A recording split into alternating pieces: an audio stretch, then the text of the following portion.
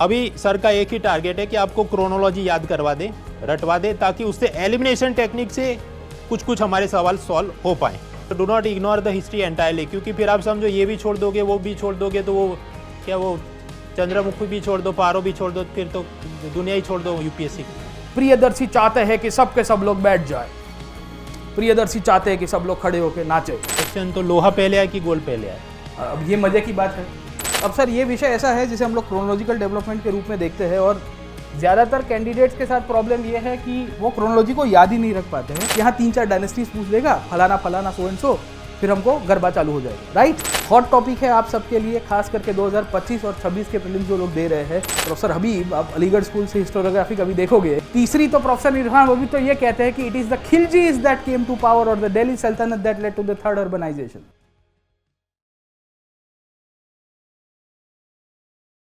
मेरी एक मजाक और शिकायत चलती है कि अब हिस्ट्री को छोड़ ही देना चाहिए, कुछ निकल के आता है नहीं। मतलब 15 सवाल है पर सर से ऊपर जा रहे हैं।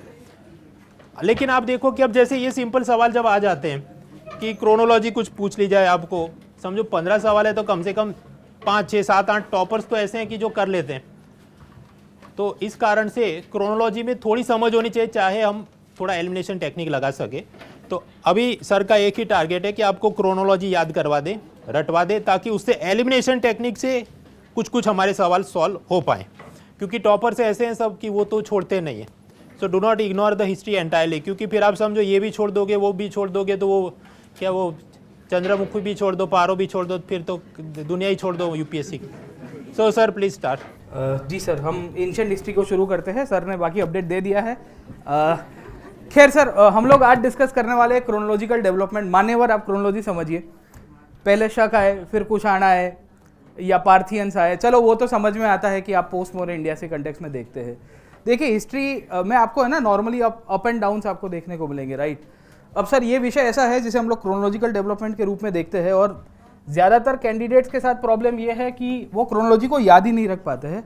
उसके पीछे का कारण ये है कि they are not able to understand the time and space dimensions. अब हिस्ट्री में हम लोग क्या करेंगे, टाइम एंड स्पेस डायमेंशन से देखेंगे। भारत का एक नक्शा दिमाग के अंदर रख देंगे, will keep an idea of the Indian map कि भाई इंडिया के कंटेक्स्ट में एक टाइम पे क्या हो रहा था और उसके कंटेक्स्ट में कौन सी डायनेस्टीज थी।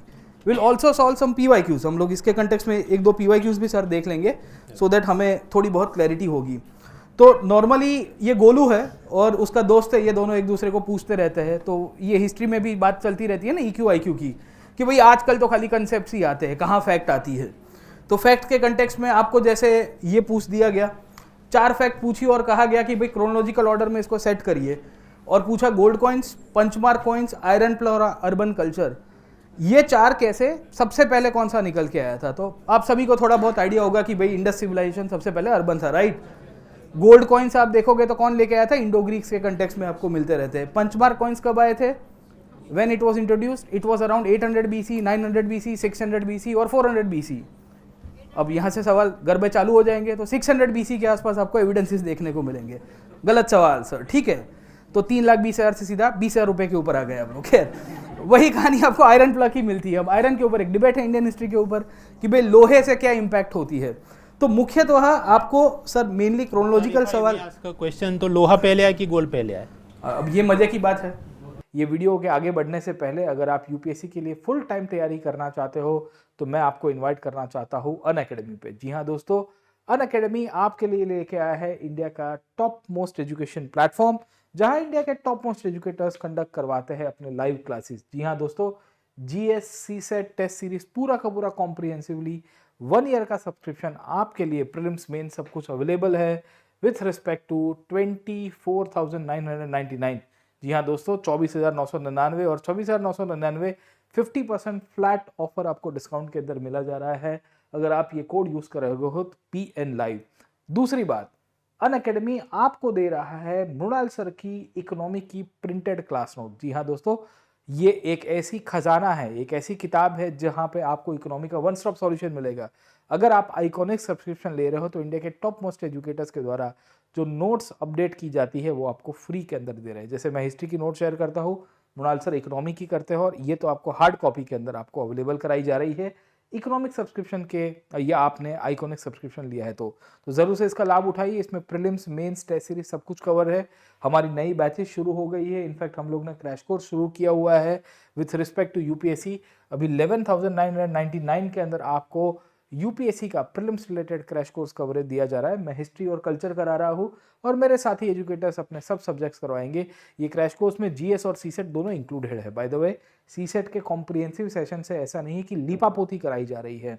हम लोग इसके सिवाय आप लोग को और भी कॉम्प्रिहेंसिव बैचेस के अंदर मिलेंगे। इंग्लिश या हिंदी मीडियम की कोई भी बैच हो आप एनरोल करा सकते हो। आप एक सब्सक्रिप्शन के द्वारा कितनी भी बार कितने भी क्लासेस को अटेंड कर सकते हो। आपके अंदर कोई भी लिमिटेशन नहीं है, तो आप जरूर से इसका लाभ उठाइए। गोल्ड के कंटेक्स्ट में देखोगे तो गोल्ड कॉइन्स बाद में आए, पर गोल्ड की ज्वेलरी पहले आ गई थी, लोहे से भी पहले। अभी हम लोग इतना अज्यूम कर देते हैं, क्यों? क्योंकि गोल्ड जो है हमें इंडस सिविलाइजेशन के अंदर ज्वेलरी के रूप में मिल जाता है। लोहा जो है वो हमने मेगालिथिक एज के अंदर मिलता है। कब मिलता है? अराउंड 1000 BC के आसपास। तो हम लोग क्या करेंगे कि उसको क्रोनोलॉजिकली टाइमलाइन में डिवाइड कर देंगे। ज़्यादातर सवाल है डायनेस्टी सेंट्रिक है, क्वेश्चंस भी पीवाईक्यू के रूप में सॉल्व करते रहते हैं। एक एक करके सर देखते हैं सबसे पहले हिस्ट्री के अंदर कि भाई क्रोनोलॉजिकल डेवलपमेंट कैसे हुआ। तो पहला है प्री हिस्ट्रिक इंडिया। अब प्री हिस्ट्रिक इंडिया के अंदर हम लोग क्या पढ़ते हैं? मेनली स्टोन एज, पत्थर है। 3 पार्ट के अंदर डिवाइड किया गया है, पैलियोलिथिक, मीसोलिथिक एंड नियोलिथिक। अब सवाल ये आता है कि इस पीरियड के अंदर आपको क्या याद रखना है क्रोनोलॉजिकल कंटेक्स्ट में। तो यहाँ से टाइमलाइन के रिलेटेड सवाल नहीं आते हैं। यहाँ से ज़्यादातर आपको सवाल जो पूछता है, क्या पूछता है? It asks about the sites in the mapping, important areas जहाँ मैच द फॉलोइंग आपको पूछा रहता है। दूसरा फिर सिविलाइजेशन है। अब देखिए, हमेशा याद रखिएगा हिस्ट्री में आपको जो भी डायनेस्टीज है उसके कंटेक्स्ट में एक तो साइट्स के रिलेटेड सवाल आएगा, दूसरा इसकी टाइम फैक्टर के ऊपर से आएगा कि कौन से टाइम पे ये एग्जिस्ट किया करते थे। 5वीं शताब्दी से 7वीं शताब्दी के बीच में, 10 से लेकर 12th सेंचुरी के बीच में। तो you are suppose to understand and remember. Prehistoric India के अंदर टाइम फैक्टर उतना मैटर नहीं करता है। क्यों नहीं करता? उसके पीछे का एक ही कारण है, क्योंकि वो बहुत ही वास्ट है, फैला हुआ है। जैसे पैलियोलिथिक पीरियड कब से फैला हुआ है? 5 लाख ईयर्स अगो से पहले शुरू हुआ है, किसी में 3.5 लाख ईयर्स अगो, किसी में तो यहाँ गया, वहाँ तक कहा गया कि 8 लाख ईयर्स अगो, 8 लाख साल पहले शुरू हो गया था। तो मेनली यहाँ से हमको साइट्स याद रखनी है। अब हमेशा याद रखेगा कि हिस्ट्री के अंदर 2 प्रकार का डेवलपमेंट होता है, थीसिस, एंटीथीसिस। कैसे डिवाइड करेंगे? एक डायनेस्टी होगी जो बहुत साम्राज्य बनाएगी या अपने बहुत ही ज्योग्राफिकल एक्सपेंशन करेगी, उसकी एक स्पेसिफिक साइट्स होगी, उसका एक टाइमलाइन होगा। जैसे इंडस सिविलाइजेशन है, 2600 से लेके 1800 BC का टाइम लाइन मिलेगा आपको। जैसे ही ये डिक्लाइन में जाएगा तो आपको डी अर्बनाइजेशन देखने को मिलता है और एंटीथीसिस मिलेगा, जहां हम लोग ये कह सकते हैं कि बड़ा साम्राज्य टूटा और छोटे छोटे कबीले, कस्बे या किंगडम्स बनने शुरू हो जाएंगे। अगेन इंडस सिविलाइजेशन के बाद वैदिक पीरियड के अंदर हमको हिस्ट्री में यही मिला कि छोटे छोटे रूरल सेटलमेंट्स थे, राइट? पेस्टोरल इकोनॉमी कहते हैं उसको। तो वहां से आपको डायनेस्टी सेंट्रिक आपको सवाल नहीं आते। अगेन फिर धीरे धीरे करके महाजनपद का फॉर्मेशन हुआ। वो महाजनपद बड़े किंगडम्स बनते हैं और फिर उसके बाद क्या बन गया? मौर्यस बन गए। And over a period of time we will see mahajanapada और फिर मौर्यस बने तो साम्राज्य बना। जैसे ही साम्राज्य टूटा 185 BC के आसपास, तो क्या देखने को मिलता है? पोस्ट मौर्य इंडिया, फिर से डिसइंटीग्रेशन। ये डिसइंटीग्रेशन 500 साल तक चला। अब कौन सी डायनेस्टी कब रूल करती है हमें ये पता होना चाहिए, क्योंकि ये 500 साल का पीरियड है, 200 BC से लेकर 300 CE तक का। एंड इस पीरियड के अंदर छोटी बड़ी अलग अलग प्रकार की डायनेस्टीज थी। So there were small dynasties, there were big dynasties. अब मैं आपको कहूंगा कि इसमें से सब डायनेस्टीज आपको याद रखनी है, यस कोट अनकोट याद रखनी है। क्यों? उसके पीछे का आप कारण देखें तो यूपीएससी पीवाईक्यू के अंदर पूछता है। क्या पूछता है? कि with the decline of the Guptas until the rise of Harshavardhana in the early 7th century, which of the following kingdoms were holding power in north India? अगर आपको ये सवाल को रिफ्रेश करके पूछ दे, क्या पूछ देगा? With the decline of the Mauryas and the rise of the Guptas in the post Mauryan period, which of the following local dynasties were ruling in the Deccan? मतलब आज के दक्खन वाले विस्तार में कौन सी स्थान। फिर यहाँ 3-4 डायनेस्टीज पूछ देगा, फलाना फलाना सो एंड सो, फिर हमको गरबा चालू हो जाएगा, right? This is happening sir. ये हर साल पूछ रहा है। इनफैक्ट ये 2021 का है। आप देखोगे ये डायनेस्टी आई क्रोनोलॉजिकल ऑर्डर में, ये भी पोस्ट मॉडर्न इंडिया से आई, ये हर्षा के पीरियड से है। एक सवाल आपको यहाँ पे 8th सेंचुरी से पूछ दिया। 8th सेंचुरी में 4-5 डायनेस्टी पूछी कि भाई 8वीं शताब्दी में कौन सी डायनेस्टी थी। तो आपको हर एक डायनेस्टी का टाइमलाइन क्लियर हो जाना चाहिए, राइट? आज हम लोग क्या करेंगे, यही डायनेस्टीज के टाइमलाइन के कंटेक्स्ट में एक एक करके देखने की कोशिश करते हैं कि कैसे डेवलपमेंट रहा। हम लोग Gupta, post Gupta, early medieval और फिर राजपूत पीरियड तक देखेंगे। टोटल मिला के 30-40 डायनेस्टीज है, छोटी बड़ी। मैं सबको आपको थीम वाइज बढ़ाऊंगा, मैं आपको एग्जैक्ट ईयर्स जहां ज़रूरी होंगे वहां बता दूंगा कि ये 7 से लेके 8 सेंचुरी तक है, ये 9 से लेके 10 सेंचुरी तक है। इसका कंटेम्प्रेरी कौन था? नॉर्मली ऐसे भी सवाल आए, आपने देखे होंगे। जब गजनी ने आक्रमण किया तब भारत में कौन से राजा रूल कर रहे थे, या जब बाबर ने आक्रमण किया तो इनमें से कौन से भक्ति संत थे? वो तो मिडीवल का है, उसके ऊपर हम लोग नहीं जाएंगे आज, खाली हम लोग हिस्ट्री के कंटेक्स्ट में देखते हैं। अब जैसे पहला है आपका, वी विल सी कि पैलियोलिथिक पीरियड। अब पैलियोलिथिक पीरियड से आपको सवाल ऐसे आते नहीं है, पैलियोलिथिक साइट्स आपको बहुत सारी देखने को मिलेगी, तो we are not going into the paleolithic sites. आपको मेनली आइडिया रहना चाहिए मीसोलिथिक पीरियड से। या पैलियोलिथिक पीरियड को अगर हम लोग डिवाइड भी कर दे तो पैलियोलिथिक पीरियड कब से शुरू हुआ था? तो 2 पार्ट के अंदर डिवाइडेड है, या 3 पार्ट में, upper, middle and lower paleolithic, right. 5 lakh years ago के आसपास से ये शुरू होता है and it goes all the way up till 20,000 और 12,000 BC के आसपास आपको मिलेगा। फिर मेसोलिथिक पीरियड आता है और उसके बाद नियोलिथिक पीरियड आया। नियोलिथिक पीरियड 10,000 BC तक है। अब इसमें से हम लोग को क्या फैक्चुअली याद रखना है? फायर का डेवलपमेंट कब हुआ? हिस्ट्री में हमेशा क्रोनोलॉजिकल आपको जो भी इंपॉर्टेंट डेवलपमेंट्स है वो देखने हैं। क्या यहाँ पे कोई डायनेस्टी बन के आई थी पैलियोलिथिक पीरियड में? नहीं, क्योंकि वे ऑफ लाइफ कैसी थी? हंटिंग गैदरिंग हुआ करती थी, हंटिंग गैदरिंग थी, पर पैलियोलिथिक पीरियड के अंदर फायर निकल के आई, तो हम लोग याद रखेंगे कि यस, फायर का डेवलपमेंट हो गया। मीसोलिथिक के अंदर आपको कोई डायनेस्टी का पॉलिटिकल डेवलपमेंट मिलता है? नहीं मिलता है, पर उस पीरियड के अंदर छोटे छोटे पत्थर के टूल्स बनने शुरू हो गए थे, माइक्रोलिथ कहते हैं उसको। इससे हंटिंग गैदरिंग बहुत ही ईजी हो गई, राइट। आया नियोलिथिक पीरियड, क्या फर्क पड़ा? व्हील का डेवलपमेंट हुआ, पहिया बना, खेती का डेवलपमेंट हुआ, और फिर क्या बनने शुरू हो गए? छोटे छोटे कस्बे बनने शुरू हो गए, गांव बनने शुरू हो गए। इसको कहते हैं नियोलिथिक रिवॉल्यूशन, नियोलिथिक क्रांति। किसने कहा था? गॉर्डन चाइल्ड ने। याद रखेगा इसका नाम। आपको आजकल हिस्ट्री के अंदर सर पर्सनालिटीज बहुत पूछ रहा है कि भाई फलाना व्यक्ति का कंट्रीब्यूशन क्या था, लॉन्गेस्ट कौन था, अलेक्जेंडर रीड कौन हुआ करता था। नेक्स्ट टाइम आपको पूछ देगा कि what was the contribution of Gordon Childe. He was the one जिसने कहा था कि नियोलिथिक क्रांति है। नियोलिथिक पीरियड में क्या हुआ था? क्रांति। क्यों? क्योंकि छोटे छोटे विलेजेस बनने शुरू हुए थे, और ये विलेजेस के अंदर जब ट्रेड एंड कॉमर्स बढ़ता है तो टाउन्स का भी निर्माण होना शुरू हुआ, क्योंकि पहिया था और खेती का अच्छा खासा डेवलपमेंट आपको देखने को मिलता रहेगा। खैर, ये नियोलिथिक पीरियड तक आपको अभी भी कोई भी प्रकार की डायनेस्टी या पॉलिटिकल फॉर्मेशन नहीं मिलती है, राइट। पर जैसे ही समय का पहिया आगे गया, और ये नियोलिथिक साइट्स है, उसमें से हम सबके ऊपर नहीं जा रहे हैं क्योंकि हमें साइट्स आज के क्लास के अंदर नहीं करनी है, और उसके बाद आपको कॉपर का डेवलपमेंट होता है, राइट। कॉपर का डेवलपमेंट कब हुआ? Most probably Chalcolithic period 10,000 BC के आसपास का डेवलपमेंट कहते हैं, 10,000 से लेके 6,000। अब देखिए इसमें ना जो डेट्स हैं हमेशा फ्लूइड होती है। फ्लूइड होने का मतलब यह है कि there are no water tight compartmentalization of the dates in the prehistoric India. कुछ किताब में बोलेगा कि 8,000 BC तक है, कुछ में 7,000 BC तक है, यहाँ पे भी 6,000 BC तक है। अब चाल्कोलिथिक क्यों कहते हैं? क्योंकि कॉपर का डेवलपमेंट होना शुरू हुआ था।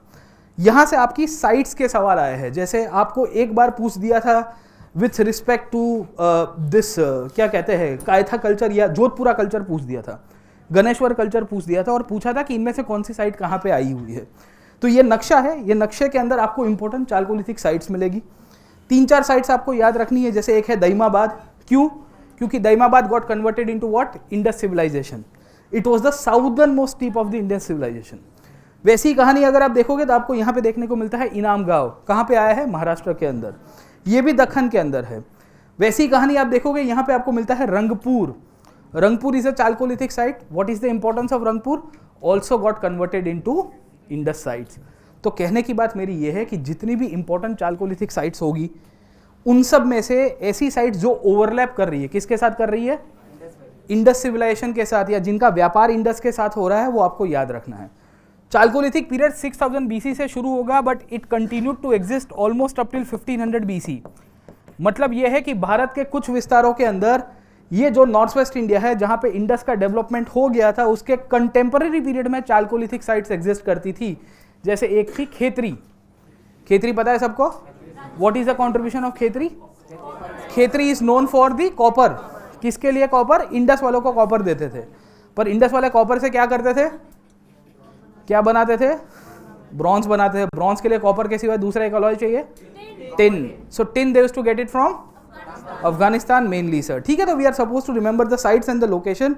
इसके अंदर और भी लोकेशन है, मैं सबके ऊपर नहीं जा रहा हूँ, पर आपको चाल्कोलिथिक पीरियड क्लियर हो जाना चाहिए। खैर, अब एक मजे की आपको पॉटरी देखने को मिलती है जिसे हम लोग कहते हैं ochre colour pottery, OCP।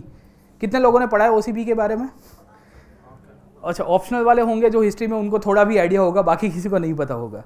UPSC ने ओसीपी या पॉटरी से अभी तक सवाल नहीं पूछा है, एक भी पॉटरी से सवाल नहीं पूछा in the prelims examination. Hot topic है आप सबके लिए, खास करके 2025 और 26 के प्रीलिम्स जो लोग दे रहे हैं, क्योंकि pottery as a source of history is very important. Pottery से बहुत सारी चीज़ें पता चलती है, राइट और रॉन्ग। क्या पता चलता है हिस्ट्री के कंटेक्स्ट में? देखिए, रिकॉल द टाइम कि आप जो पानी की बोतल से पानी पी रहे हो वो कौन से मटेरियल से बनी है, उससे हमको पता चलता है कि समाज में कितनी प्रॉस्पेरिटी थी। क्योंकि द मेटल, आप गोल्ड की बोतल में पानी पियोगे तो अमीर होंगे, सिंपल है। यहाँ मट्टी की बोतल में पानी पियोगे तो फिर ठीक ठाक है भाई, चलो गरीबी है एक तरह से। दूसरी, ये पॉटरी की डिज़ाइन अलग अलग है, इससे आपको एस्थेटिक सेंस समझ में आ रहा है। इंडस सिविलाइजेशन के कंटेम्प्रेरी पीरियड में एक पॉटरी कल्चर एग्जिस्ट करता था जिसे हम लोग कहते हैं ओसीपी पॉटरी। सर हमेशा याद रखिएगा, ये तकरीबन 2600 बीसी से लेके 1200 बीसी के आसपास का टाइम पीरियड है। This is contemporary of Indus, mainly located in the modern day, आज का नॉर्थ वेस्ट यूपी, मतलब अहिछत्र, अतरंजी खेरा या बैटल ऑफ बागपत आपको पता होगा, आइंस्टाइन चाचा वाली लड़ाई। थोड़ा सोशल मीडिया देखते हो कि नहीं देखते हो? 2 साल पहले एक आइंस्टाइन चाचा ने बागपत के अंदर लड़ाई की थी, चाट वालों की लड़ाई हुई थी, खैर ठीक है, वो थोड़ा मीम था उस टाइम पर। वहाँ पे आपको ओसीपी की साइट्स मिलती है। अब इंटरेस्टिंगली ये जो ओसीपी है, ऑकरे कलर इस oranges colour, okay oranges red colour, यहाँ कुछ कुछ आपको कॉपर होर्ड्स मिले हैं। कॉपर होर्ड्स का मतलब है कि बहुत जत्थे में, बहुत ही ह्यूज क्वांटिटी में आपको कॉपर मिला है। तो आपको एक आइडिया रहना चाहिए कि ओसीपी का जो कल्चर है कौन से पीरियड के बीच में है, अराउंड 2600 टू 1200 बीसी। मतलब ये है कि this was contemporary of Indus civilization, fact number 1। Second fact इसके अंदर से क्या आएगी, it was also extending after the Indus civilization, यानी कि सिंधु घाटी सभ्यता का पतन हो चुका है, उसके बाद भी ये एग्जिस्ट किया करती थी। याद रहेगा सबको? आगे चलते हैं, चैल्कोलिथिक पीरियड से आगे चल के मेन देखने की कोशिश करेंगे हड़प्पन सिविलाइजेशन में या इंडस सिविलाइजेशन में, राइट। अब हड़प्पन सिविलाइजेशन मेनली 3 पार्ट्स के अंदर डिवाइडेड है। आपको यूपीएससी ने सीडीएस के अंदर सवाल पूछा था 2 साल पहले कि what was the time when the decline of the Indus civilization started taking place in the Cholistan region. अब आधे लोग को तो पता ही नहीं होगा कि इंडस सिविलाइजेशन की कोई एक ही फेज के अंदर डेवलप नहीं हुई है, अगर आप सबको थोड़ा आइडिया होगा तो। ये हड़प्पन सिविलाइजेशन ऐसे देखा जाए तो हम जनरल सेंस में ये देखते हैं कि 2600 से लेके 1800 बीसी तक एग्जिस्ट किया करती थी। बट ये 2600 से 1800 से पहले भी, मतलब करीबन 3000 बीसी के आसपास इसका ओरिजिन है। क्यों? क्योंकि कुछ कुछ चाल्कोलिथिक साइट्स ही हड़प्पन सिविलाइजेशन में कन्वर्ट हो गई है। हड़प्पन सिविलाइजेशन 3 फेज में निकल के आई थी, early, mature and let Harappan, हमेशा याद रखेगा। अब आपको इनमें से साइट्स याद रहनी चाहिए कि कौन सी साइट्स मेजर अर्ली पीरियड में डेवलप हुई है, कौन सी मैच्योर पीरियड में और कौन सी लेट है। अगर आपको यूपीएससी पूछे कि which of the following period of Harappan was the civilization phase of the Harappan civilization, तो वो हमेशा याद रखिएगा मैच्योर फेज है। ज़्यादातर साइट्स मैच्योर फेज में आई है, पर कुछ साइट्स ऐसी थी, जैसे यहाँ पे आप सिंध में देखोगे आमरी करके एक साइट है, कोट दीजी करके एक साइट है, वो सब अर्ली फेज की है। मेहरगढ़ अगर आपको पता होगा बलूचिस्तान के अंदर है, वो पहले निकल के आई थी, फिर बाद में आपको मिलेगी। वैसे ही लेट फेज आपको हड़प्पा का मिलता है। कुछ शहर हड़प्पा के ऐसे थे, वो कब निकल के आए, बाद में। लेट फेज में कौन सा शहर निकल के आया, Lothal. Mainly Lothal is around 1800 BC. अब मजे की बात आपको ये पूछी जाएगी, यूपीएससी ने सीडीएस के अंदर सवाल पूछा था कि चोलिस्तान रीजन में हड़प्पन का सिविलाइजेशन का डिक्लाइन कब शुरू हुआ, और उसमें तारीख डाली थी 1900 बीसी, 1800 बीसी, 2000 बीसी और कुछ एक और 1750 बीसी। अब ऐसी नज़दीक नज़दीक की तारीखों में क्या याद रखोगे। अब बाय द वे चोलिस्तान आया कहाँ पे, where is Cholistan, where is Cholistan. अच्छा, आज का जो है ना ये थार डेजर्ट वाला जो रीजन है, that is the Cholistan region. वहाँ पे एक्चुअली गगर हाकरा करके नदी चलती थी। ये गगर हाकरा जो है, इसी को ही हम लोग सरस्वती के रूप में कंसीडर करते हैं। इसके लिए आज की तारीख में हड़प्पन सिविलाइजेशन के नोमेनक्लेचर में भी बदलाव आया है। कैसे बदलाव आया है, एनसीईआरटी ने अभी जो नई अपडेट्स दी है उसके अंदर इसको सिंधु सरस्वती सिविलाइजेशन के रूप में आइडियोलॉजिकली, मतलब इसको नोमेनक्लेचर में नाम लिख दिया है। यहाँ पे ही चोलिस्तान साइट्स है। चोलिस्तान इज द एरिया जहाँ पे मैक्सिमम इंडस सिविलाइजेशन की साइट्स थी। रट के जाइएगा, आपको 3-4 जगह पूछ देगा कि in which of the following clusters you find the maximum number of sites belonging to the Harappan civilization. एक आएगा गुजरात, एक आएगा हरियाणा राजस्थान, एक आएगा पंजाब और एक आएगा Cholistan. Then what will you write, Cholistan region, right. सबको याद रहेगा। तो this is the Harappan civilization. अब देखिए कि इसके पहले जो साइट थी न्योलिथिक, चाल्कोलिथिक पीरियड में, वो स्केटर्ड थी। स्केटर्ड क्यों थी? क्योंकि they were never exchanging with each other.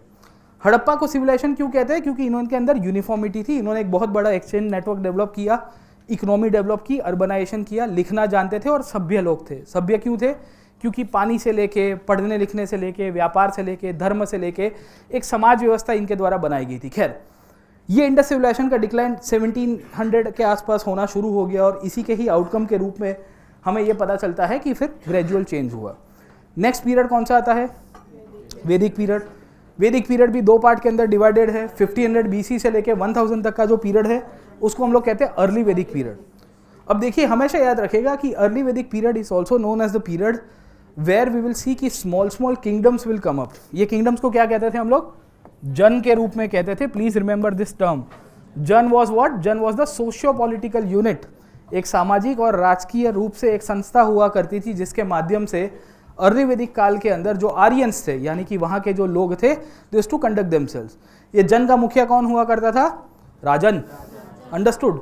Interestingly this is the period where the compilation of Rigveda was done. रट के जाएंगे हम लोग, ऋग्वेदा अर्ली वैदिक पीरियड से बिलोंग करता था। इनफैक्ट इसी के कारण ये अर्ली वैदिक पीरियड को ऋग वैदिक पीरियड भी कहते हैं। पहली चीज याद रहेगी, अर्ली वैदिक पीरियड जब 1000 BC के आसपास डिक्लाइन में गया, इसके कंटेम्प्रेरी पीरियड में चालकोलिथिक कल्चर्स एग्जिस्ट करते थे। कौन से वाले? OCP वाले। अभी मैंने थोड़ी देर पहले बताया। कहाँ पे थे OCP वाले? Somewhere in this part of the country. ये वाला जो रीजन है आपका नॉर्थ वेस्ट पार्ट वाला। क्यों? क्योंकि 1500 BC के आसपास जब आपका ऋग्वेदिक कल्चर का डेवलपमेंट होना शुरू हुआ, OCP कब तक था? 1200 BC तक एग्जिस्ट कर रहा है। ओक्रे कलर पॉटरी मैंने अभी आपको थोड़ी देर पहले बताया। बत्ती गुलोगी सबकी? होता है, this happens around, okay, but I don't blame you for this, okay. आपने सुबह से हैशटैग सह लेंगे, अभी देखो आधा एक घंटा है, ठीक है। अब एकदम मस्त रिवाइज करके जाएंगे और दिमाग में फिट करके जाऊंगा। ऐसा फिट करके जाएंगे कि आपको एग्जाम में कहीं से भी आ गया, एक साल के बाद भी आप ये क्लासरूम के अंदर से रिकॉल करके जाओगे कि ये पीरियड यहाँ से बिलोंग करता था, ये डायनेस्टी एग्जैक्टली इस पीरियड के अंदर एग्जिस्ट करती थी एक्चुअली। खैर, अब देखिए कि ऋग्वेदिक पीरियड का जब डेवलपमेंट हुआ तो इसके कंटेम्प्रेरी पीरियड में यहाँ पे आपको OCP की कुछ साइट्स मिल जाएगी, याद रखेगा। इंटरेस्टिंगली ये OCP की साइट्स के अंदर एक बहुत ही इंटरेस्टिंग साइट निकल के आई है जिसका नाम है सिनौली। सनौली पता है सबको? बागपत डिस्ट्रिक्ट के अंदर है। ये OCP की ही या कॉपर होड़ की साइट है। यहाँ पे चालकोलिथिक पीरियड के एविडेंसेस भी निकल के आए थे। वहाँ से रथ मिला हुआ है, वो रथ वॉरियर्स का रथ था, तलवार की आपको एविडेंसेस आर्कोलॉजिकल मिली हुई है, तो यू शुड नो, क्योंकि UPSC PT के अंदर पूछता है कि इस साइट का फीचर बता दीजिए। ये मेगालिथिक की साइट है, स्टोन एज की साइट है, हड़प्पा की साइट, पता है ना आप सबको? PYQ देखा है सबने? प्रीलिम्स के PYQ देखोगे। आज तो मैं मैपिंग सेंट्रिक नहीं जा रहा हूँ, क्रोनोलॉजिकली जा रहा हूँ, पर उसके बावजूद भी। खैर, उसके बाद वाला पीरियड देखो, उसके बाद वाला पीरियड है लेटर वैदिक पीरियड। कब शुरू हुआ? 1000 से शुरू हुआ। How it continued? It continued up till 600 BC। Interestingly, this is the period where the Vedic Samhita started getting compiled. What do you mean by Vedic Samhita?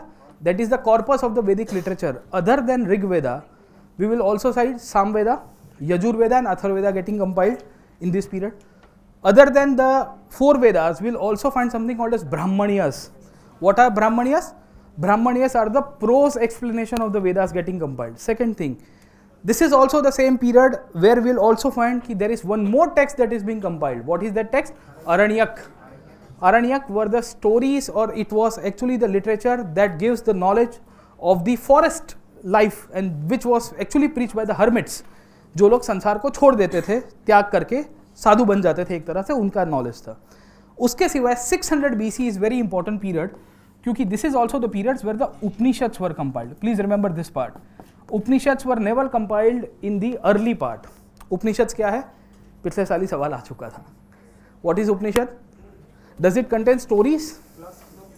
It does not contain stories. The whole Indian literature, ancient Indian literature is based on stories. कहानी के माध्यम से ही बच्चों को, generation को ज्ञान एक generation से दूसरी जनरेशन पास ऑन किया जाता था। अरे मैं अगर 2 श्लोक आपको बता दूं जहां मुझे ही इंटरप्रिटेशन ना पता हो, अगर वही की वही चीज़ मैं स्टोरी के रूप में बताऊंगा तो आपको नॉलेज इजीली कंसीव होगा कि नहीं होगा? That is one of the reasons. Whole of the corpus of the Indian literature, be it Sanskrit literature, be it Buddhist literature, which language? Pali language, और the Jain literature, it might be in the form of stories, जिसको parables और fables के रूप में कहते हैं। It might be in the form of sutras. Sutras are the condense statements, छोटे छोटे 2-2 4-4 लाइन के आपको कंडेंस पैराग्राफ मिलेंगे स्टेटमेंट के रूप में, जिसके माध्यम से एक्सप्लेन करवाने की कोशिश की जाती है गुरु शिष्य परंपरा के अंदर। उपनिषद कब बने? 600 BC में, याद रहेगा सबको। अब मजे की बात देखिए, 1000 BC में लेटर वैदिक पीरियड बना। लेटर वैदिक पीरियड में आर्यंस कहाँ सेट हो गए? In this regions. आपके बड़े बड़े किंगडम्स बनने शुरू हो गए। ये किंगडम को क्या कहते थे? जनपद कहते थे बाबा, महाजनपद तो अभी बाकी है। कहानी यहीं भी खत्म हो जाती है। इसी पीरियड में ये जनपद बने। जनपद छोटे बड़े, कुरु बने, पंचाल बने, उन सब की पॉलिटिकल हिस्ट्री में नहीं जा रहा हूँ। याद क्या रखना है, 1000 BC के कंटेम्प्रेरी पीरियड में जब नॉर्थ में जनपद बन रहे थे, तब दक्षिण भारत में भी कुछ होगा कि नहीं होगा? अरे बोलो भाई, चाय वाय नहीं पी? नहीं पिया, चलो क्लास के बाद पी लेना है, ठीक है। अब बात आ जाते हैं अपन दक्षिण भारत के अंदर। जब यहाँ पे जनपद बन रहे थे नॉर्थ में, तो दक्षिण भारत में क्या हो रहा था? Megalithic. 1000 BC is a period where megalithic age was getting developed. What do you mean by megalithic? Megalithic is a period where iron was being discovered in South India. Which is that period? It started around 1000 BC. It continued to flourish up till 3rd century BC. 3rd century BC is the formation of what? Chola, Chera and the Fracture Pandyas. Not the Pandyas only, okay. Fracture Pandya is a very separate dynasty. खैर, अब देखिए कि megalithic period की खासियत क्या है। What is the significance of megalithic period? याद रखेगा कि पहली बात यह है कि जब नॉर्थ के अंदर लेटर वैदिक पीरियड में आयरन शायद नहीं मिला था, इस पीरियड के अंदर दक्षिण भारत की 1-2 साइट्स ऐसी होगी जहां पे आपको आयरन की एविडेंसेस मिली है। मेगालिथिक साइट में 2 साइट्स हम लोग याद रखेंगे, एक है ब्रह्मगिरी और दूसरी है आदि चंदलदूर। दोनों की दोनों NCERT में दी गई है। ये दोनों की दोनों याद रखनी। उसमें ब्रह्मगिरी क्यों याद रखनी है? Why you are supposed to recall and remember Brahmagiri? What is the reason for that? It is also an Ashokan site. Why Ashokan site? Ashok के इंस्क्रिप्शन पता है सबको? शिलालेख, मेजर एंड माइनर शिलालेख, rock edicts of Ashoka. Brahmagiri is a site where you also find an Ashokan rock edict. अब क्यों? क्योंकि यहाँ पे पहले से ही ऑलरेडी पत्थर थे। अशोक ने कहा लिख देता हूँ, प्रियदर्शी चाहते हैं कि सब के सब लोग बैठ जाए, प्रियदर्शी चाहते हैं कि सब लोग खड़े होकर नाचे। Understood this part? That is one of the reasons. Brahmagiri is the southern most step where you will find the development of Ashokan rock edicts. इसके नीचे आपको मस्की, ब्रह्मगिरी और भी है साइट्स, बट हमें याद रखनी है ब्रह्मगिरी एंड आदि चंदलदूर। आयरन है। आयरन कहाँ मिला था? पत्थरों के नीचे, बरियल्स है ना, ये तो रॉक बरियल्स थे। अब रॉक बरियल्स के ऊपर आपको सवाल आएगा? नहीं आएगा। अब और भी साइट है, जैसे पिछली बार पूछ दिया मांगड़ू। लास्ट टाइम आपको मेगालिथिक साइट क्या पूछी थी पता है? The site that was asked called as Mangadu. अब ये क्या हर बार पूछेगा? मंगड़ू मांगड़ू मंगड़ू जो भी है, हर बार नहीं पूछेगा, पर एटलीस्ट 2-3 साइट्स याद रखेगा, पीरियड याद रखेगा। याद रहेगा सबको? अब 1000 BC से नीचे तो डेवलपमेंट होना शुरू हुआ 3rd century BC तक। It got converted into Sangam kingdoms. हमेशा याद रखेगा कि the predecessor to the Sangam kingdoms, that is the Chola, Chera and the Pandyas were the megalithic period.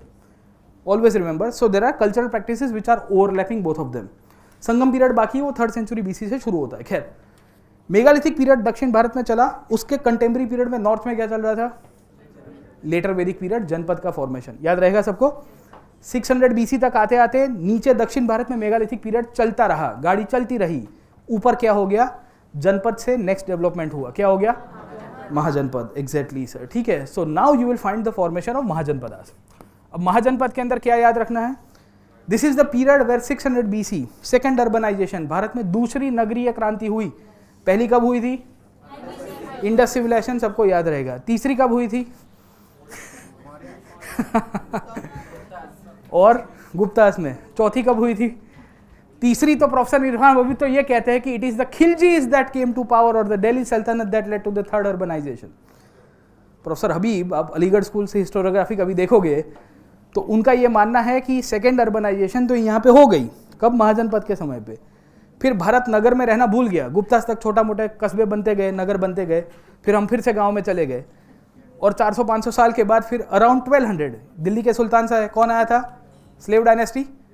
Slave dynasty, गोरी आया, गोरी ने पलटाया, फिर स्लेव डायनेस्टी आई, तब जाके 3rd अर्बनाइजेशन हुआ। तब तक तो चलता रहा गाड़ी। खैर, हम इसको सेकेंड अर्बनाइजेशन कहेंगे। पहली बात, कितने महाजनपद थे भारत में उस टाइम पे? 16 महाजनपद थे। 2 प्रकार की पॉलिटिकल सिस्टम में डिवाइडेड थे। कुछ थे मोनार्कीज, कुछ थे कैसे? गणराज्य को क्या कहते हैं? रिपब्लिक्स। अब रिपब्लिक्स कौन से कहाँ पे थे याद करो, which of them were located below the Narmada. अगर आपको स्टेटमेंट पूछा जा सकता है कि the ganarajyas that is the republican polity were located below Narmada, this statement is correct और रॉन्ग? रॉन्ग। नर्मदा के नीचे कोई गणराज्य नहीं मिलेंगे। गणराज्य और the republics were located on the foothills of Himalayas. The plain area will always be dominated by the large kingdoms, that is monarchies. Why? What is the reason? Fertile ground है, राजा के पास सेना है, साम्राज्य बड़ा हो रहा है। इस पीरियड में आयरन मिला था कि नहीं मिला था?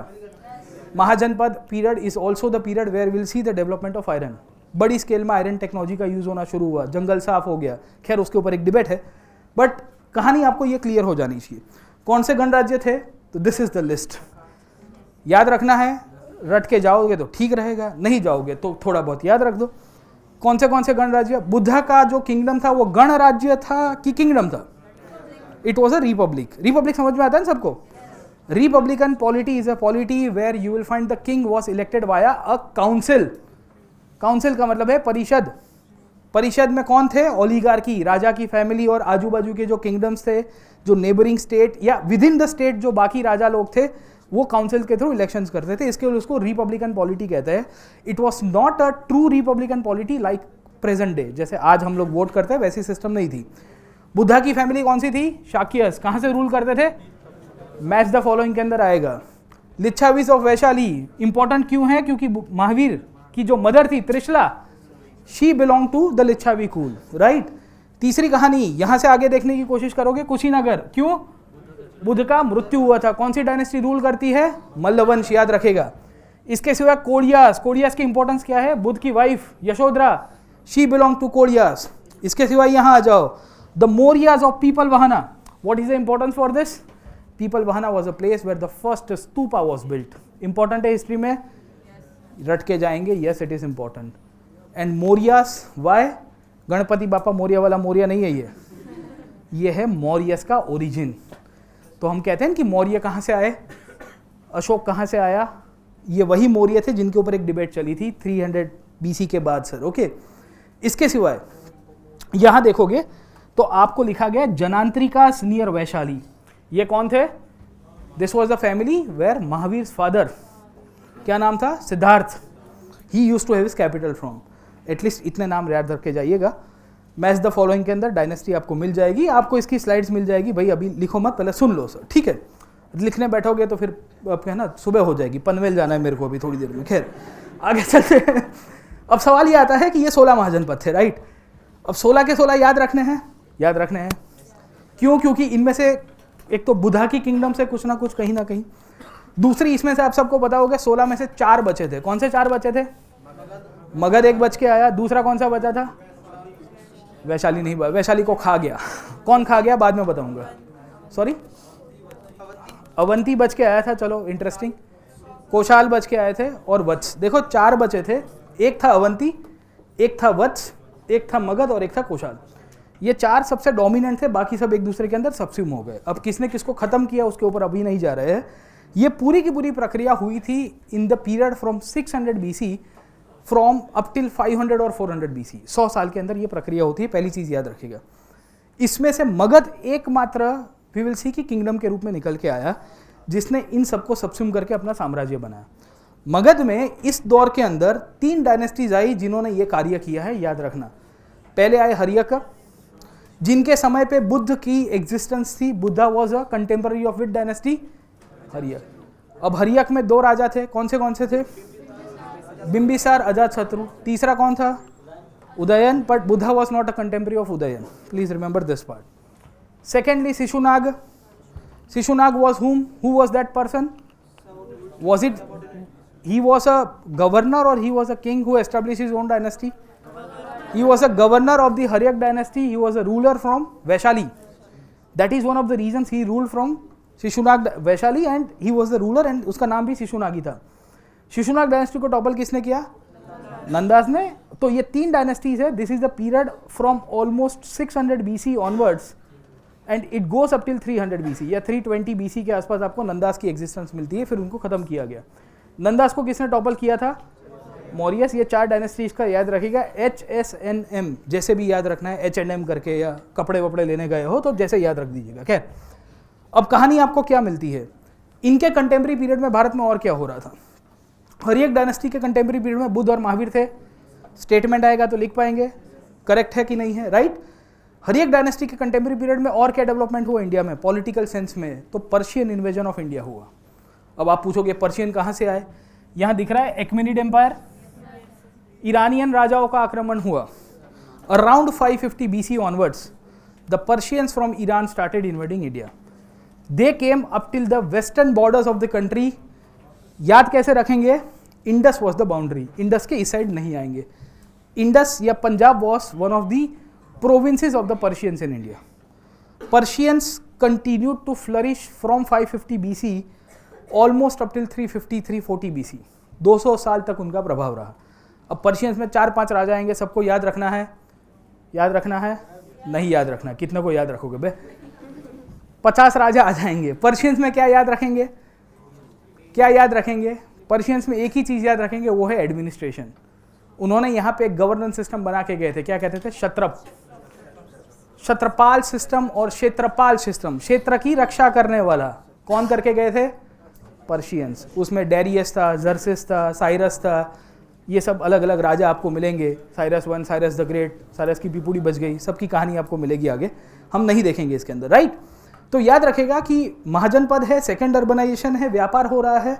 This is also the period where the Persian invasion of India will take place. Persian invasion almost 550 से लेके 330 BC तक हुआ। They went all the way up till Indus, क्षेत्रपाल सिस्टम। और क्या याद रखेंगे पर्शियंस में, बोलो, और क्या याद रखेंगे, Persians were the first foreigners to use Indian soldiers in their army to fight against the Greeks. ठीक है, 2 इफेक्चुअल चीजें हैं पर्शियंस में, बाकी आगे पीछे की कहानी देख लीजिएगा आप लोग। खैर, अब याद क्या रखना है इसके अंदर और आगे, 330 BC तक पर्शियंस रूल करते हैं। इनको किसने टॉपल किया था, एलेक्जेंडर। एलेक्जेंडर आया कब आया, तो 326 BC के आसपास आया। 326 BC के आसपास आया और उसकी लड़ाई पहले तक्षशिला के अंदर हुई। तक्षशिला का नरेश, अंभी, और उसकी आगे की जो लड़ाई हो झेलम और चेनाब के बीच में होगी। कौन सी लड़ाई है, हाइडेस्पास, विटस्टा की लड़ाई। कब होती है, अराउंड 326 BC के आसपास। किसने लड़ी थी, राजा पुरु राजकुमार या पुरुषोत्तम या पोरस, जो ग्रीक ऑथर्स है वो पोरस लिखते हैं। एलेक्जेंडर्स में और क्या याद रखेंगे, Alexander was the one who started historiography of India from the foreign perspective. कैसे, क्योंकि एलेक्जेंडर जब आया था तो he got along some historians with himself. उन्होंने कहा कि लिख दे भाई, यूपीएससी में कहीं पूछ ना दे। So all of them compiled whatever knowledge they had about the fight. दूसरा, एलेक्जेंडर और क्या देख के हक्का पक्का हो गया था, तो हाथी मेरे साथी, और कहानी पूरी तरह से बदल गई। खैर, 326 BC में आया, he came all the way up till Sutlej, फिर कट मार के वापस चला गया। एलेक्जेंडर की और क्या इंपॉर्टेंस याद रखेंगे, इंडिया में 326 BC में कौन सी डायनेस्टी थी, नंदास। कौन था, धनानंद वॉज द रूलर। अब वो कहानी है चंद्रगुप्त मौर्य की कि भाई वो पकड़ गए थे और कौटिल्य उसको वॉर्न करने गए थे, उसके ऊपर हम लोग आगे पीछे कभी बाद में डिस्कस कर देंगे, पर कंटेम्प्रेरी डायनेस्टी याद रखनी है 326 BC में, राइट। तीसरी कहानी इसके अंदर क्या याद रखेंगे, एलेक्जेंडर गया तो आया था एक रूट से। कौन से रूट से आया था, पॉलिटिकल हिस्ट्री में हमेशा डायनेस्टीज के साथ रूट्स याद रखने हैं। यूपीएससी आपको इकोनॉमिक हिस्ट्री में पोर्ट्स बहुत पूछता है, ports of ancient India, ports of medieval India.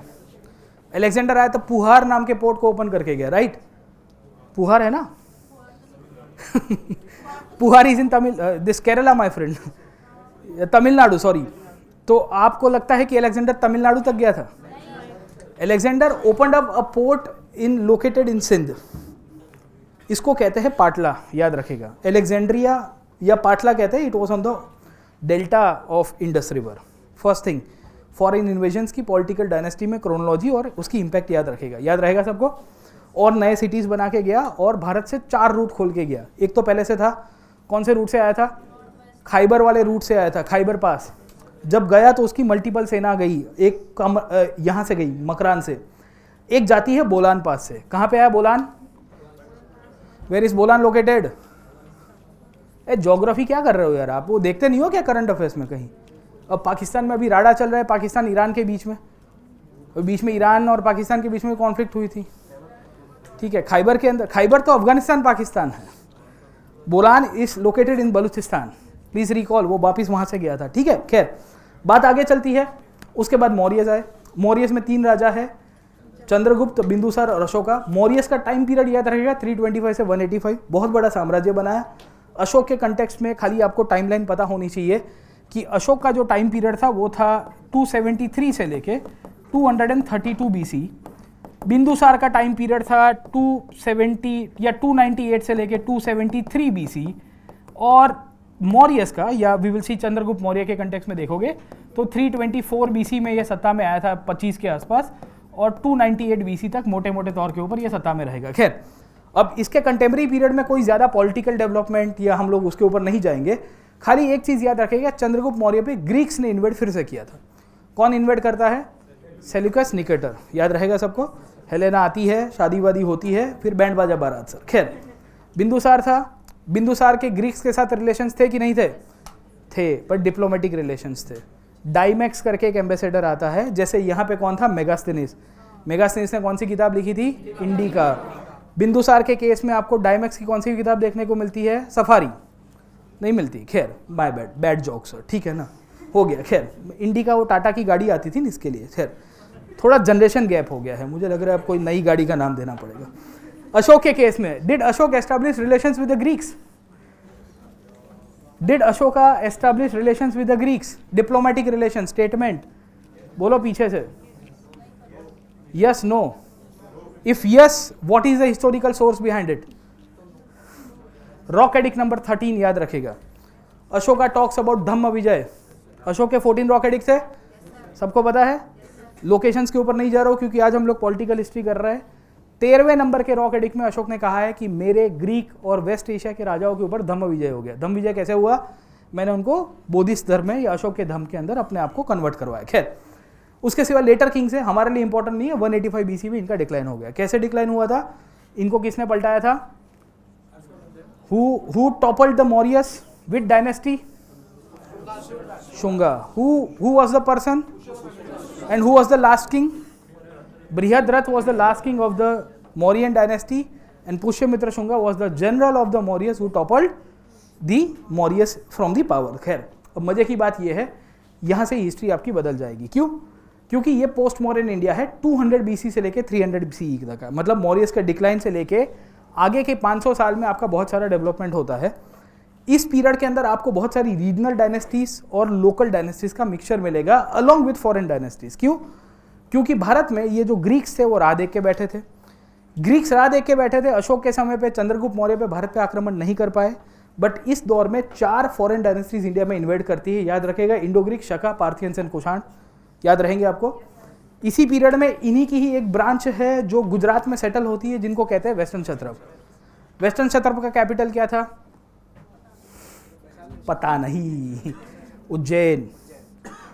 Western क्षत्रप के 2 कैपिटल थे। Initially they were ruling from Ujjain and second was ब्रिगकच।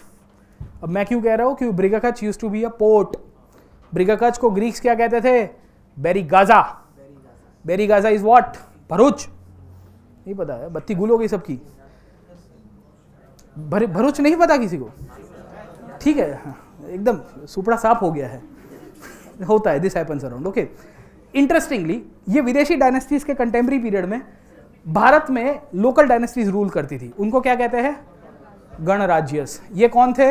ये जो बुद्ध के और उनके वंशजों के बारे में हमने डिस्कस किया ना, शाक्यस ऑफ कपिलावस्तु, मौर्यस ऑफ पीपलवाहना, उनकी जैसी और भी डायनेस्टीज थी जो आज के मथुरा से लेके सतलज, रवि और पंजाब वाले विस्तार में और कुछ राजस्थान वाले विस्तार में सेटल हुई।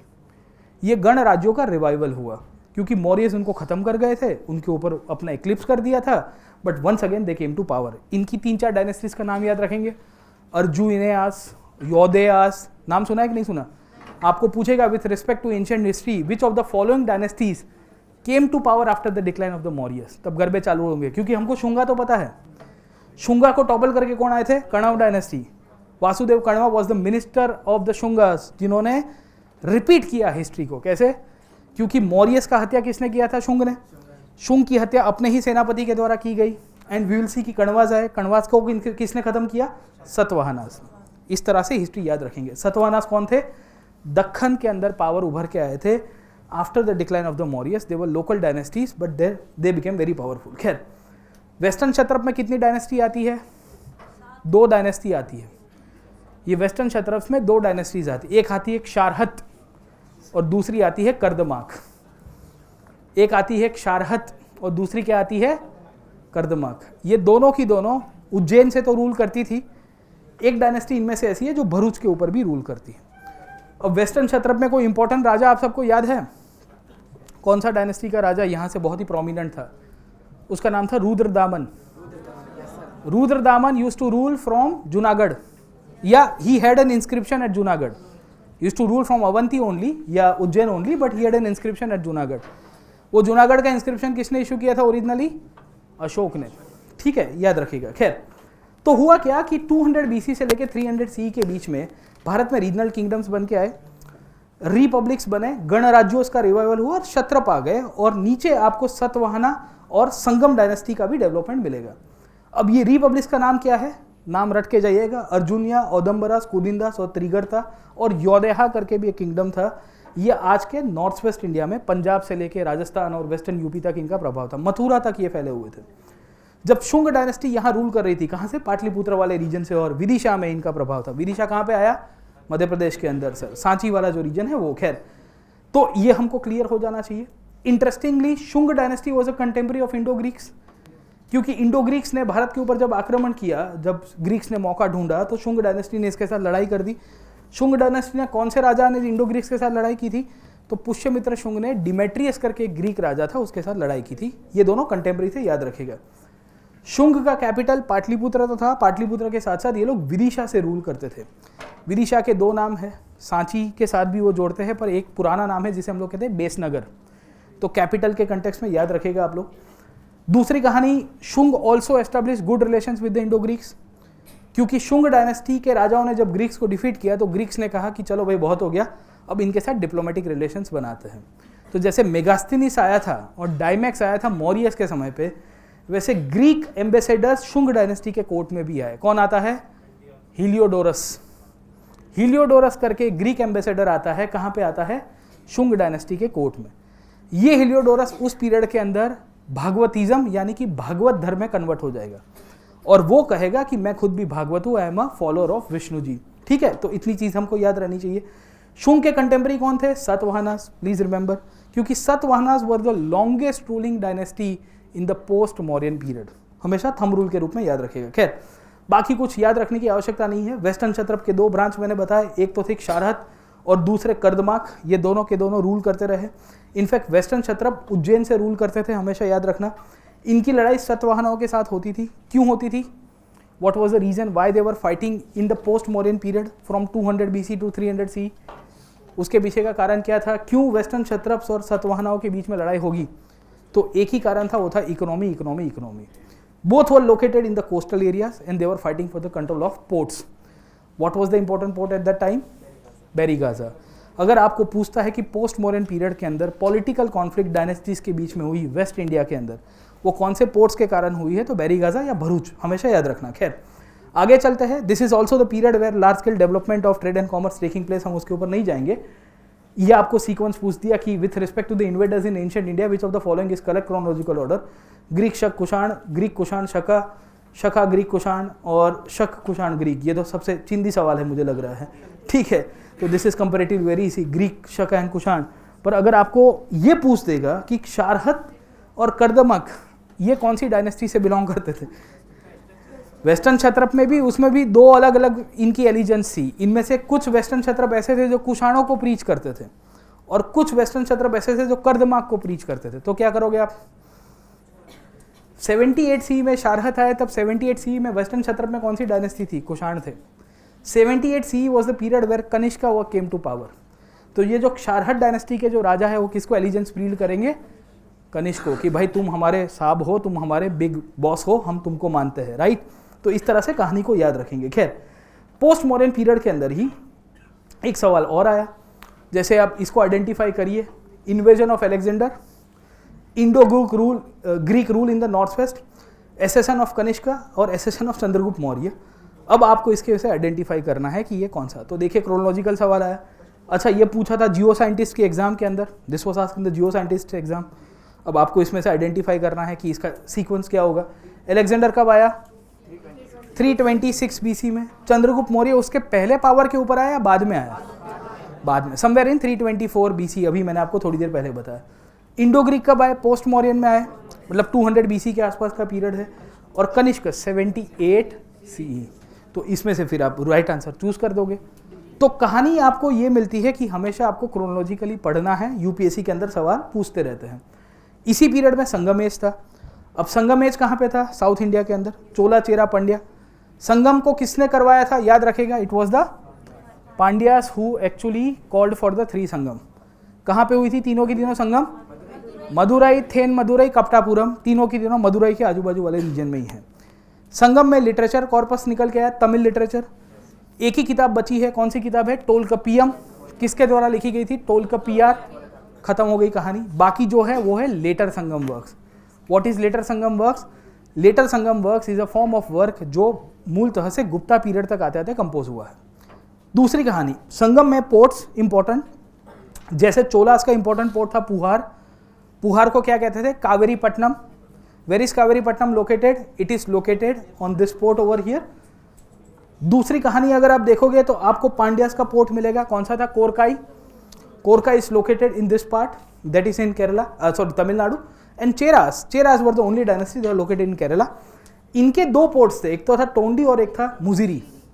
मुजिरी इज वेरी इंपॉर्टेंट क्योंकि मुजिरी में केरला की गवर्नमेंट आज की तारीख में भी मुजिरी फेस्टिवल सेलिब्रेट करती है every year. So current affairs में बैकवर्ड लिंकेजेस से सवाल आएंगे। इंटरेस्टिंगली ये जो चेरास थे, इनके कार्यकाल के अंदर उस टाइम पे विदेशी व्यापार भी चल रहा था और रोमन सेटलमेंट्स आपको इस दौर के अंदर मिलेंगे।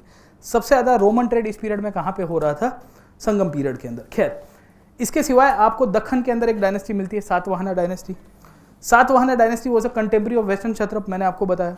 सातवाहना डायनेस्टी के 2 कैपिटल्स आपको मिलेंगे, एक आपको प्रतिष्ठान और दूसरा मिलेगा अमरावती। अब एक डिबेट है, Satavahana is the longest ruling dynasty in the post Mauryan period. Almost for 400 years they used to rule, 200 BC से लेकर 200 सी तक। सातवाहना डायनेस्टी के कंटेक्स्ट में हमें ये याद रखना है कि उनका ओरिजिनल कैपिटल कौन सा था? प्रतिष्ठान। उसको क्या कहते हैं? Paithan. Then they expanded to this region called as Amravati. Amravati was a place where they developed the Amravati School of Architecture. Amravati School of Architecture is known for what? White marble and the Buddhist stupa and the Buddhist images, many other things around. Interestingly, Satvahana में सबसे important king कौन था? Gautamiputra Satakarni. He came to power somewhere in 120 CE. 120-130 CE के आसपास का period है और उसकी लड़ाई रुद्रदमन के साथ होती थी जो वेस्टर्न क्षत्रप के आगे पीछे का टाइम पीरियड है, मतलब 2nd सेंचुरी सीई के आसपास का टाइम पीरियड याद रखना। इंस्क्रिप्शंस बहुत है, उसके ऊपर नहीं जाऊंगा। अब सवाल ये आता है कि सातवाहना का डिक्लाइन हुआ तो कौन सी डायनेस्टीज का ग्रोथ हुआ in the post Satavahana period? Vakatakas came to power, पर वाकाटकास के सिवाय और रीजनल डायनेस्टीज आई है, याद रखेगा। Once the disintegration of the Satavahana empire took place, the dynasty was divided and the region was divided into 3-4 parts. One was the Abhiras that came to power. Abhiras was a form of dynasty, Nashik वाले reason में। इक्ष्वाकुस जो आंध्र गुंटूर वाले reason में है, then was a Shutuwans and then the Vakatakas came. Vakataka came somewhere in the 300 CE where they assumed the power in the Dakhan. ठीक है, तो ये सातवाहना के पीरियड है। कहाँ तक पहुँचे? समवेयर इन 300 CE तक का पीरियड है। डिसइंटीग्रेशन हुआ, गुप्ताज आए। गुप्ताज ने कहा कि बहुत हो गया, हम सब लोग एक कर देंगे। 320 से लेके 550 CE तक का पीरियड गुप्ता पीरियड है। सैकड़ों राजा आएंगे, चंद्रगुप्त 1 से शुरू होता है, समुद्रगुप्त, चंद्रगुप्त 2, इन तीनों के समय पे साम्राज्य बना, एक्सपांशन हुआ। ये एक्सपांशन के परिणाम वश क्या हुआ कि ग्रेजुअली फिर से डेवलपमेंट होना शुरू हुआ। छोटे छोटे किंगडम्स को इन्होंने खत्म कर दिए। जैसे यहाँ पे वेस्टर्न क्षत्रप्स थे, अभी हमने थोड़ी देर पहले पढ़ा, which king destroyed western Kshatrapas? Chandragupta II. He assumed the title called as Shakari. What was the time period? Somewhere around 380 CE, that is the 4th century, 4th शताब्दी के अंदर। Guptas had good relations with the Vakatakas. Why? Matrimonial relations. Gupta had good relations with the Kadambas. Who were the Kadambas? Kadamba was a dynasty ruling in Banvasi. ये उनके contemporary थे, याद रखेगा। They had matrimonial relations. Guptas had good relations with a dynasty called as Nag dynasty. The Nag dynasty used to rule from central India. They had matrimonial relations at that time as well. तो इस तरह से हमें इनकी contemporary dynasties पता होनी चाहिए। वाकाटकास कदम्बा, नाग और वेस्टर्न गंगा, एक गंगा वंश भी था, ये गुप्ता के कंटेम्प्रेरी डायनेस्टीज थी और ये सब ऑलमोस्ट गुप्ता के अंडर में आ गई थी, सबस्यूम हो गई थी। Gupta period also saw the development of the destroying of the Kushan power, क्योंकि जो नॉर्थ वेस्ट इंडिया में पोस्ट मॉडर्न पीरियड में कुषाण आए थे उनको भी गुप्तास ने ही खत्म किया था, हम इस तरह से याद रखेंगे। कुषाणों को इस पीरियड में कौन से नाम से पहचानते थे? They were called as Shahi Shahanshahis. The Kushan power in the Gupta period was called as Shahi Shahanshahis, तो we have to remember the factual data behind that as well। खैर, अब मजे की बात क्या हो गई कि गुप्ता का डिसइंटीग्रेशन हुआ, 600 से 750 तक का पीरियड आया, this is the last period. और इस पीरियड में फिर से जो साम्राज्य बनाया था गुप्तास ने इतना बड़ा, जो अपनी अलायंस और ट्रीटीज करके, वो सब डिसइंटीग्रेट हो गया। And all of this disintegration lead to the formation of regional kingdoms. 550 CE was the decline period of the Gupta या 550 AD। Further you will see by 600 AD further disintegration of Guptas will take place। और इनमें से एक dynasty है वो सत्ता के ऊपर आती है जिसका नाम है पुष्यभूति। गुप्ता का डिक्लाइन क्यों हुआ था, what was the reason for that? तो हमेशा याद रखेगा कि there is a foreign dynasty called as Huna, who invaded India. Huna first time invaded in the 5th century और 4th century और 6th century। भारत में हुण इन्वेजन पहली बार कौन सी शताब्दी में हुआ? 6th century में हुआ, 3rd century में हुआ, ठीक है, कौन से शताब्दी में हुआ? हुण लोगों के बारे में पढ़ा है सबने। There was a king called as Mihirakula, and then there was one more king from his dynasty called as Toramana. ये फादर सन थे, तोरामन एंड मिहिर कुल, मतलब वैसा था। And they were the ones who invaded somewhere in 500, मतलब 5th century की transition हो रही थी तब। But somehow the Gupta dynasty continued to flourish. आखिर में 550 तक आ जाते हुणों का आक्रमण और फॉरेन ट्रेड का डिक्लाइन के कारण ये टूट गए। अब गुप्ता के डिक्लाइन के बाद कौन सी डायनेस्टी सत्ता के ऊपर आई? पुष्यभूति। पुष्यभूति कौन? Harshavardhana. But along with Harshavardhana there were local dynasties like Maukharis, there were dynasties like Maitrakas. Maitrakas were the rulers of Gujarat. There were dynasties even in central India called as Kalachuris. Kalachuris were ruling from Tripuri. Tripuri या उसको क्या कहते हैं? Chhedi. Interestingly, Kalachuris were ruling from a capital called as Tripuri. Tripuri has one more history relevance in India. Exactly. जाग रहा है भाई तू, ताली बजा दो इसके लिए सब लोग। हाँ, बाकी सब तो देखो पीछे तो ब्रह्मांड अभी दिखता दिखता रह गया मेरे को सर। उबासी आती है तो कभी मुझे लगता है कि ब्रह्मांड दिख जाए, ठीक रहेगा। खैर, तो कहानी आपको ये मिलती है कि अब Tripuri is a place where Subhash Bose had a crisis. He was elected as a president of Congress in the year 1938, but then Gandhi vetoed down.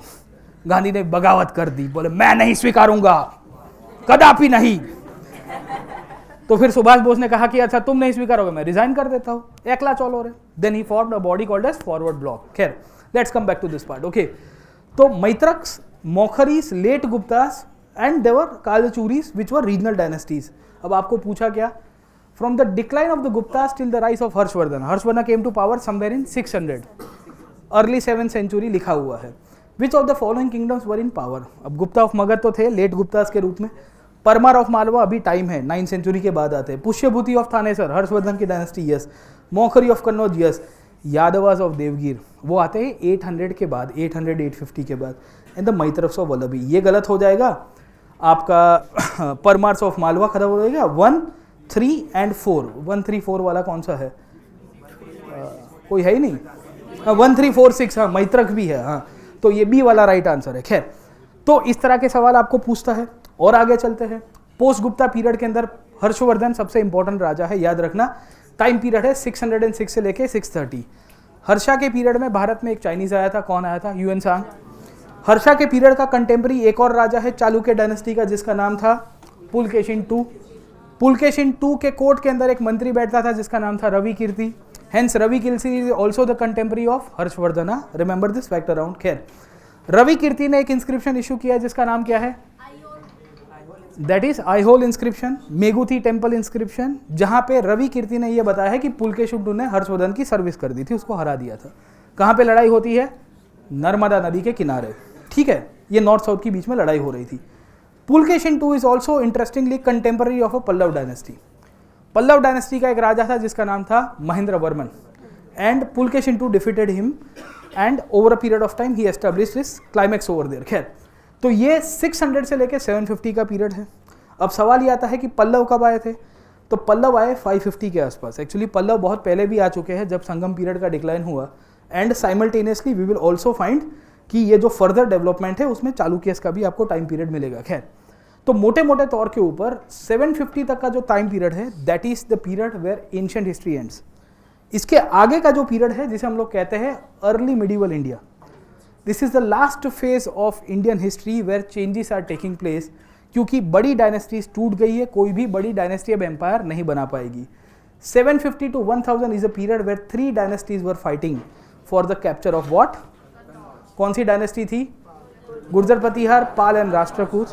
Interestingly Gurjara Pratihara was the one जिसने कन्नौज को सबसे लंबे पीरियड तक कैप्चर करके रखा है, याद रखेगा। Pala were ruling from Bengal, Rashtrakuta were ruling from Deccan. कहाँ से रूल करते थे? मान्यखेत या मालखेड़ के रूप में कहते हैं। दूसरी कहानी आपको ये याद रखनी है कि गुर्जर प्रतिहार जब सत्ता में आए 750 के आसपास, उसके पहले भारत में एक और इन्वेजन हुआ था। कब हुआ था? अरब इन्वेजन। गुर्जर कब आए थे? गुर्जर प्रतिहार 750 के आसपास आए। नागभट्ट 755 में पावर कैप्चर करते हैं। उसके 10 साल पहले ही या 20 साल पहले ही अरब इन्वेजन हो गया था 712 के आसपास। किसने किया था? तो 8th सेंचुरी में Arab invasion, they were all contemporaries. 8th century का टाइम पीरियड आया तो कंटेम्पररी, एग्जिट आया तो फिर आपके नसीब में है। 1000 के बाद भारतीय इतिहास में खिचड़ी हो जाती है, और ये खिचड़ी का सॉल्यूशन कैसे लाना है उसके ऊपर हम लोग कभी एक दिन स्पेशल क्लास के अंदर वापस मिलेंगे। और आज का क्लास यहाँ पे ही समाप्त करता है, क्योंकि ज़्यादा बैटरी जाए मेरे माइक की और आपके दिमाग की। देखो, लोड लेने का नहीं। अगर आप यूपीएससी के लिए फुल टाइम तैयारी करना चाहते हो तो मैं आपको इनवाइट करना चाहता हूँ अनअकैडमी पे। जी हाँ दोस्तों, अनअकैडमी आपके लिए लेके आया है इंडिया का टॉप मोस्ट एजुकेशन प्लेटफॉर्म, जहां इंडिया के टॉप मोस्ट एजुकेटर्स कंडक्ट करवाते हैं अपने लाइव क्लासेस। जी हाँ दोस्तों, जीएस सीसेट टेस्ट सीरीज पूरा का पूरा कॉम्प्रिहेंसिवली 1 ईयर का सब्सक्रिप्शन आपके लिए, प्रीलिम्स मेन सब कुछ अवेलेबल है विथ रिस्पेक्ट टू 24,999। जी हाँ दोस्तों, 24,999 और 24,999 50% फ्लैट ऑफर आपको डिस्काउंट के अंदर मिला जा रहा है अगर आप ये कोड यूज कर रहे हो तो PN लाइव। दूसरी बात, अनअकैडमी आपको दे रहा है मृणाल सर की इकोनॉमी की प्रिंटेड क्लास नोट। जी हाँ दोस्तों, ये एक ऐसी खजाना है, एक ऐसी किताब है जहां पे आपको इकोनॉमी का वन स्टॉप सॉल्यूशन मिलेगा।